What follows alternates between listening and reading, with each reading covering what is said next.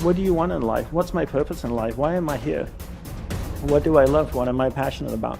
How many people can genuinely answer, this is my purpose in life? Very, very few people. Once you're clear with your purpose, you know what to concentrate on, and you know what to direct your finite amount of energy towards. If you're conditioned, it's because you have allowed yourself to become that. And if we conditioned ourselves to believe certain kinds of things, and one of the things that we kind of believe and hang on to and live with is this whole idea that all of the things that happened to me in my past are what are keeping me from doing what I'd like to do today. So we hang on to these things and we fill ourselves with blame. You have some options. Here you are exploring the variety of your environment and coming into alignment with who you really are, and then allowing all of that to flow through you too. So in every moment in time, you have the option of focusing in a way that increases and enhances your alignment and your joy, which causes you to resonate with everything you put into your vortex, or something else. There really are not so many other choices, are there? You can focus on a problem. You cannot have enough money and feel bad because you are attached to the money, or you can not have enough money and feel good as you're anticipating more coming. But the consequence or the circumstance of the money does not need to dictate to you how you feel. That is the problem with getting attached to something that you can't control, is that it leaves you like a puppet with no strings. It's about not putting your attachment in all the wrong places, not putting it in what is temporary, but putting it in what is steady. And then in that steady attachment or alignment, then you can just flow it to whatever is currently in your now, flowing through your experience. You can't give away what you don't have. People who are not good at giving away love can't give away love because they don't have it to give away. If I want to give you a dozen oranges, I can't give you those dozen oranges unless I go out and pick up 12 oranges someplace. Otherwise, all it is just empty rhetoric. And the same thing is true of virtually everything in your life. You can't give away love for others if you don't have love in here to give away. If what you have in here is contempt, if what you have in here is anger, if what you have in here is fear, then these are the things you're going to be giving away in your life. Every one of you are drawing a picture with your life. You're the artist. Your hands and your feet are the paintbrushes. And the choices and decisions you're making right now are the paint strokes. You can paint whatever picture you want to paint. You can become whatever you want to become. But your choices and decisions that you're making right now matter. You got to have the grit and the tenacity to push forward and give it a little bit more than what you have right now. Don't wait for the perfect timing. The perfect timing is never going to come because there's no such thing as perfect. There's never going to be a day where you wake up and you're like, this is the perfect day for me to finally change. All the things have lined up. My inbox is completely clear. I have nothing to do today. There's no distractions. The kids are finally perfectly on their own. Oh my gosh, my husband or wife is finally perfect on their own. Everybody is healthy around me. Everything is just perfect. The day is sunny and bright. And oh my gosh, look at all this gold that just happened to appear in front of me. It's not going to happen like that. You need to say, okay, there is never going to be a perfect time, so you need to set a D-Day. Literally, a day in which you say, that's the day. And then you need to marshal all of your motivation, all of your ability to learn and develop skills as fast as you can before that day. But when that day comes, that's D-Day. That's the day that you go. That's the day that you quit. And that has to be a real date for you. And you mark it on the calendar. That's the day you quit the thing. That's the day you walk out.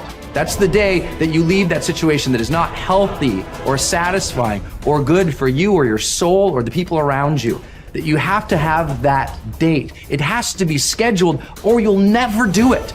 You'll just keep saying, oh, you know, one day things are gonna be, you know, the people who say one day, they end up at the end with a collection of days that were so far from perfect that they're in a state of misery now. They never landed in the land of their dreams because they were always marching in something that was miserable to them, right? At some point, The only way that life changes is that you change your course. And don't wait for a perfect day. So what's your date?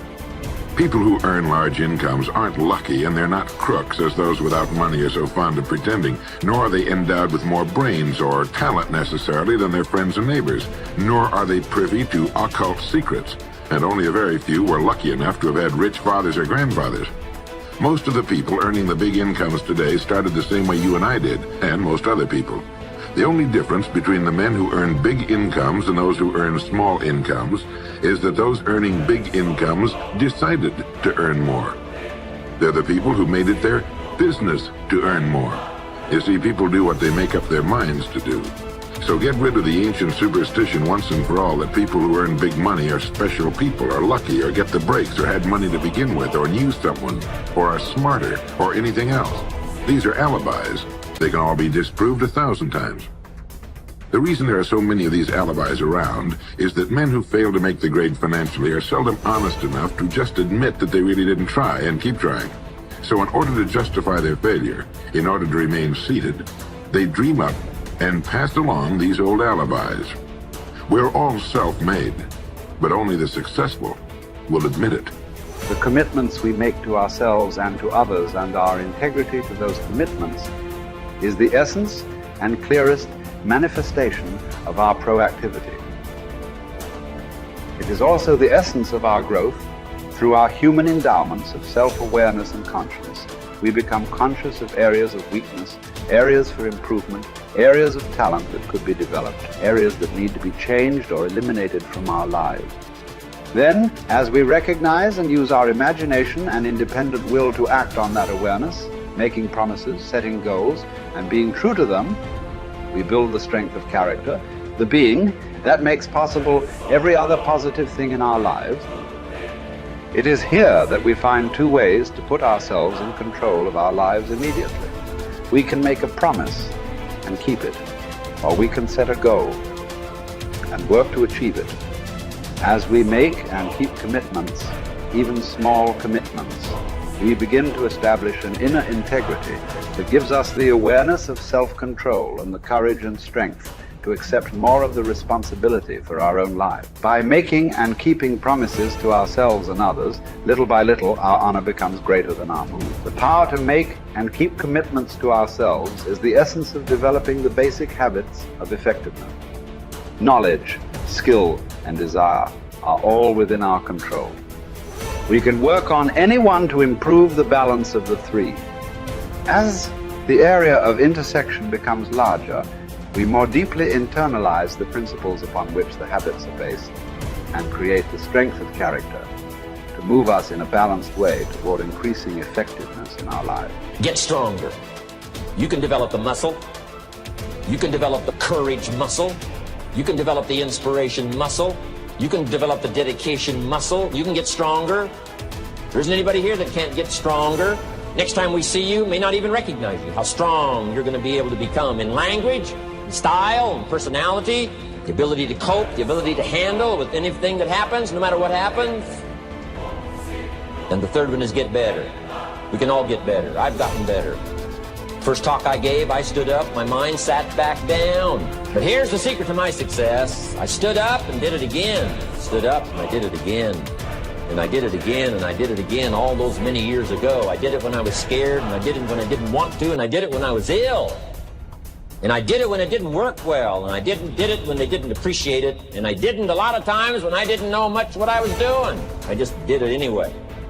And now all these years later, I'm asked to walk on this stage with the greatest introduction I've ever had, greatest response and welcome I've ever had, the greatest opportunity I've ever had to touch this many lives with a mixture of words and heart and soul.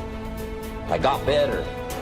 I got better day by day and week by week and month by month, and I'm asking you to do the same thing until you can develop a long arm and a long reach, until you can develop influence that won't quit. Touch people next year you couldn't touch this year. Touch people now you couldn't touch before. Conduct a meeting now you couldn't conduct before. Heart and soul now mixed in there that wasn't there, missing before. I'm asking all of you to get better in spite of the winters, in spite of the downturn, the money downturn, the social downturn, the personal downturn, whatever it is. Just get stronger. Get better. The key is not to wish for a better winter, key is to wish for more strength, more wisdom, more courage, get better, get wiser, get stronger.